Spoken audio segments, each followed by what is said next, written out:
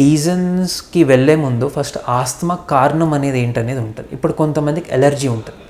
So ఎలర్జీలో కూడా పాలన్ allergy ఉన్న వాళ్ళకి మనకు స్ప్రింగ్ అంటాం, ఉగాది టైం అంటారు. మనకు ఇండియాలో పెద్దగా 6 సీజన్స్ అనేవి స్పెసిఫిక్ ఉండదు. బట్ ఉగాది టైంలో స్పెసిఫిక్గా చెప్పాలంటే ఎప్పుడైతే పువ్వులు ఫ్లవర్ అవుతుంటాయి, బడ్డింగ్ అవుతుంటాయి, ఆ టైంలో దాని నుంచి ఫ్లవర్స్ నుంచి వెళ్తుంటాయి పాలన్స్ అనేటివి. సో పాలన్ ఎలర్జీ ఆస్తమా ఉన్న వాళ్ళకి మనకు ఈ ఫెబ్ నుంచి మార్చ్ మే ఆ టైంలో ఎక్కువ ఉంటుంది.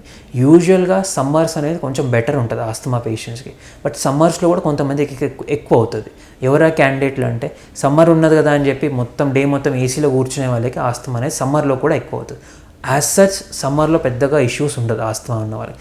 నెక్స్ట్ వర్షాకాలంలో ఆస్తమా ఏ కేటగిరీ వాళ్ళకి ఎక్కువ అవుతుందంటే ఎవరికైతే ఫంగస్ ఎలర్జీ ఉంటుందో, అంటే మనం ఎప్పుడన్నా ఈ గోడలు ఎప్పుడైనా తడిగా ఉన్నప్పుడు నల్లగా పెరుగుతుంటుంది, దాన్ని ఫంగస్ అంటాం.